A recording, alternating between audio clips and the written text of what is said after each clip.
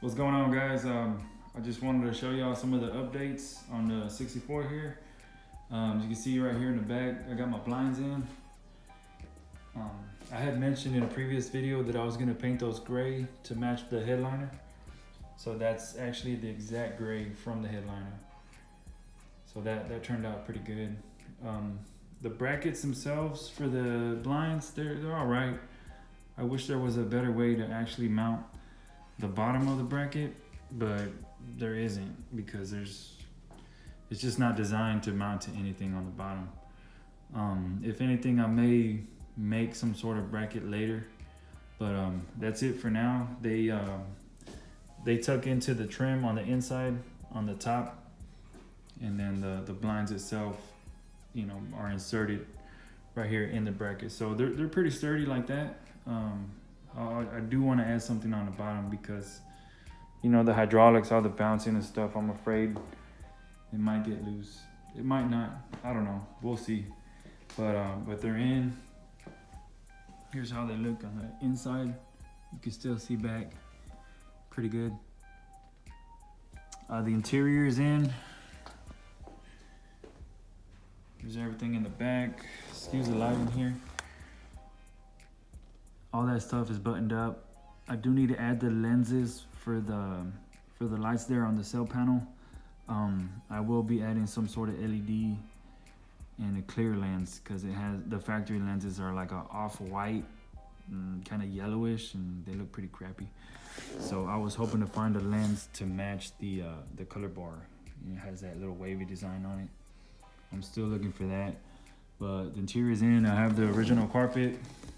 Well, it's not, it's a repot, but it's like the original. It's an 80/20 loop. This is the brightest red they make for it. And then I also went with the factory floor mats. There's nothing white in the car, so that's the only thing I'm not feeling about the floor mats.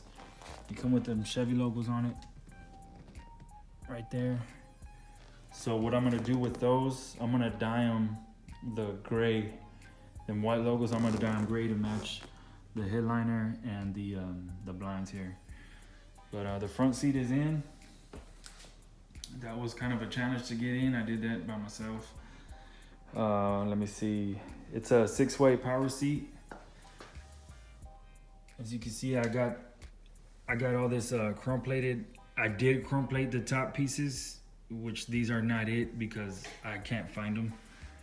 I have no idea where they're at. These were just the spares that I had for the upholstery guy to install whenever he did the covers, and I was gonna install my chrome ones once I got it in the car because this seat is really bulky and it's really awkward to move around, and I didn't want to bump fresh chrome on something. That's why I never installed them, but now I don't know where they're at.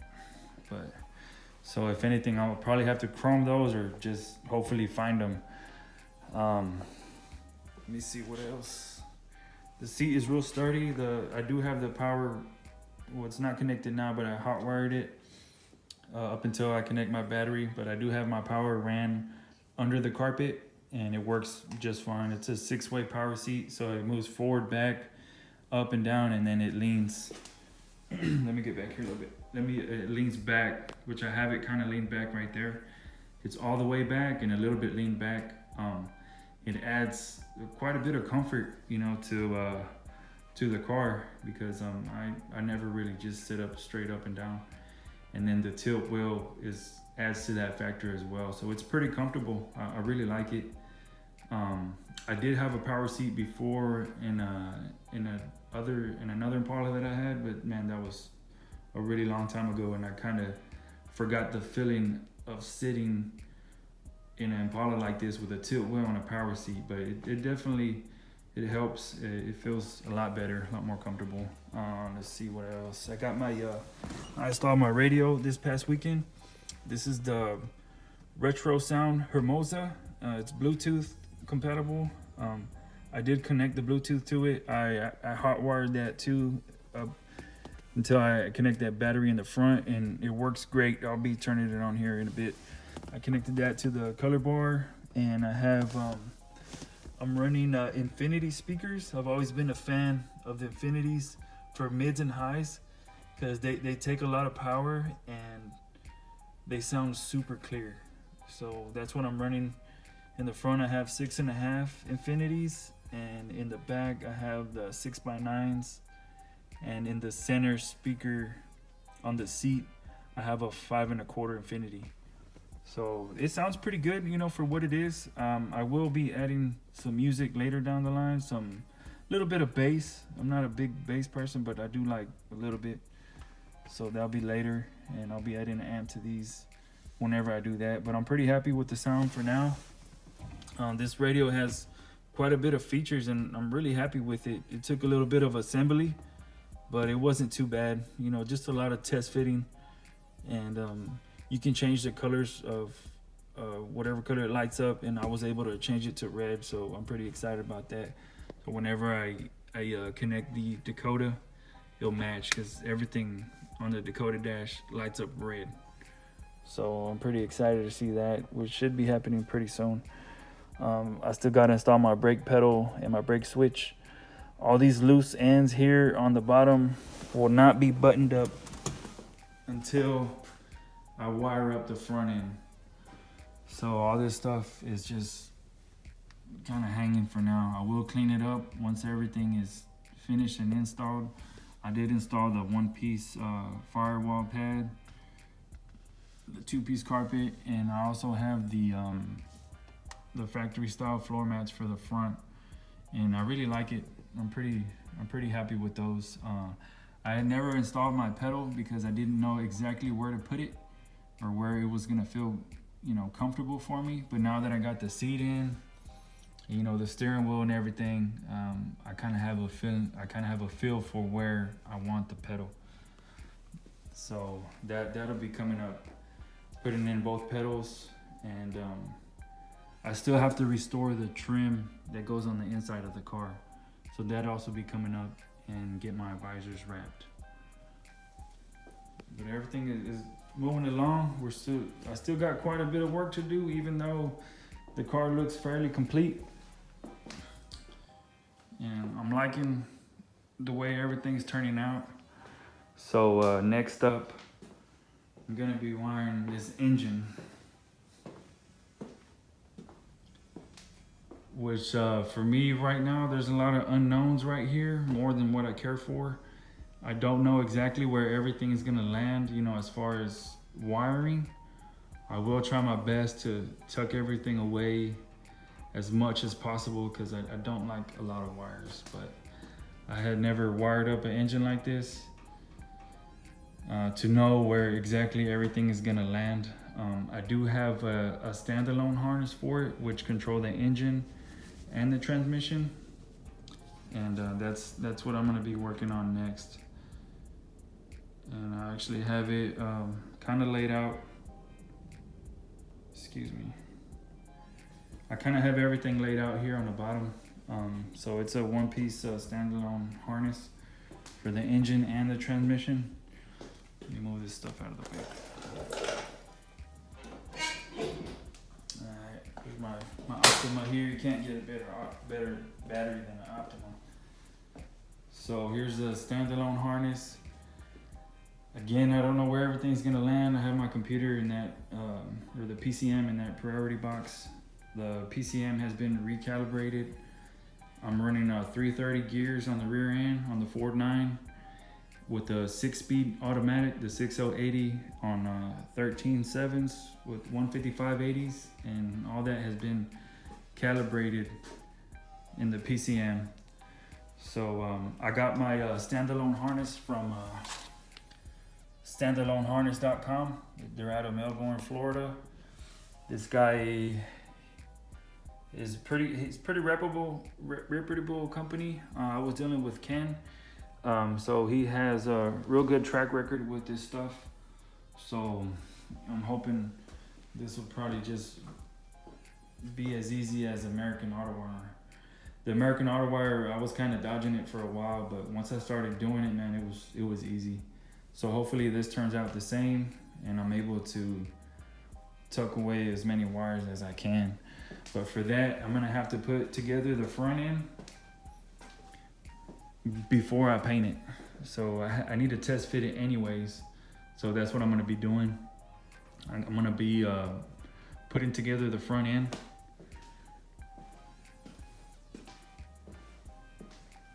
As you can see, I got one of the fenders here in epoxy. I had took this down to metal and then I epoxied it. It still needs body work and it looks pretty good in the video, but it actually needs some work. So, and then on this is my my driver's side fender, which I need to weld in that little piece that goes here on the bottom, and then take this down to metal, and then epoxy it.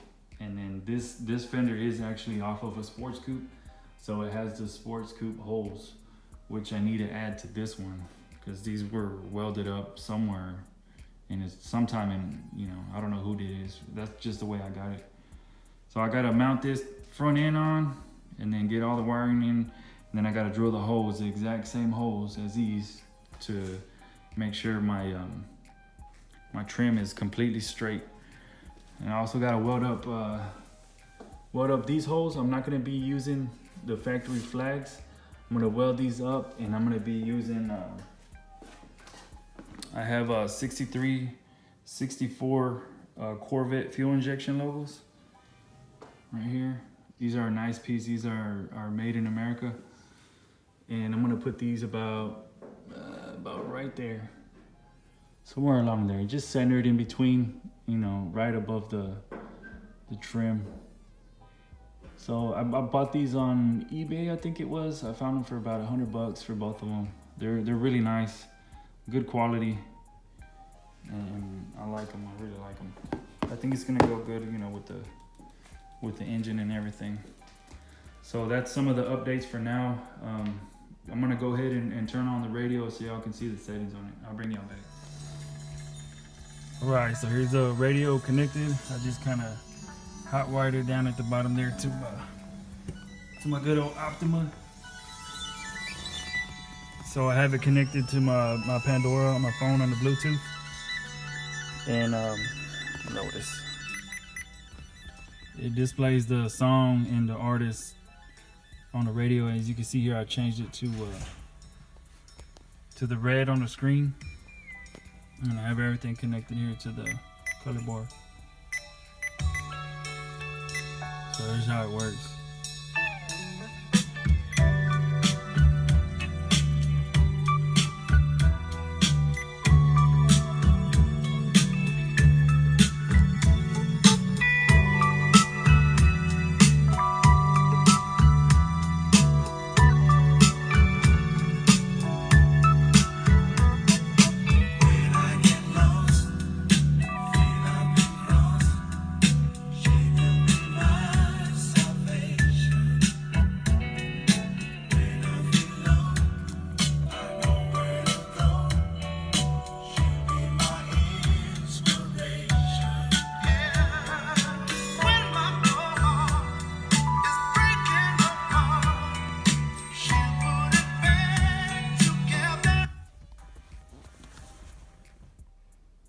Well, that's the radio, man. So it's really hard to sit in this car and listen to music and not be able to go anywhere. So I'm gonna cut this radio off before I drain this battery. I went in, I got my core support and my radiator. I had this stuff stashed in the attic. So I went in and got that out. I'm gonna be installing that pretty soon. I had already mounted it once before, just to kind of test fit it. So hopefully everything is fine. And I also got my my gas tank here. This is from Tanks Incorporated. It's a fuel injection tank for 61 through 64. It has the fuel pump that goes right in here. That's in one of those boxes there. It's real easy to install. There's not a lot to it. I'm familiar with that fuel system because I had a few 94 through 96 Impalas and Caprices, and it's pretty much the same thing. So it's really not bad at all. It's got a few wires and, you know, intake pump. But I'm gonna end up painting this thing red with polished stainless straps. I've seen a lot of straps chrome plated, but they end up cracking because those things flex too much. But that's the gas tank. the core support and all this wiring. So I'm gonna start installing this and hopefully get this thing started pretty soon. Oh, I also got my wheel wells that I need to get out the attic. My wheel wells are powder coated red already. So I want to go ahead and install all that. The fenders, the core support, and the wheel wells. Do all the wiring. Get it started. And then, do the trim holes for the fenders. And then after that's ready to go, after I get everything started, I'll pull off the 2 fenders and work on getting those painted. There's a little bit of body work, a little bit of welding that I have to do to them. It's not that bad. And then I'm gonna be painting my trunk here probably within the next couple of weeks. It needs a little bit of work on it, but not a whole lot. I already have all the pieces for that too. They're already all chrome plated. That one should be pretty easy. Just paint it, clear it, let it cure for a couple weeks, and then cut and buff. Let's see what else. Need to do the hood. I'm gonna do that last. I'm not really worried about the hood right now. So front end and wiring, and that's gonna be next. So that's all the updates I have for now, and I'll bring y'all back hopefully when I get this thing started.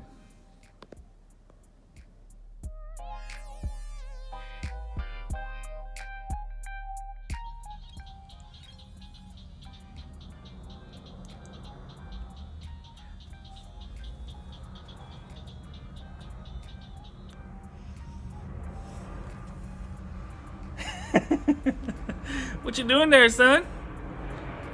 You looking like you having a lot of fun over there, boy. I'm playing a game similar to Cubert. Cubert? What in the world is Cubert? You need to get on some Pac-Man, man. Some Tetris. Okay. Some Galaga. I'm still trying to beat your score. Huh? I'm trying to beat your score. You're never gonna beat my score, man.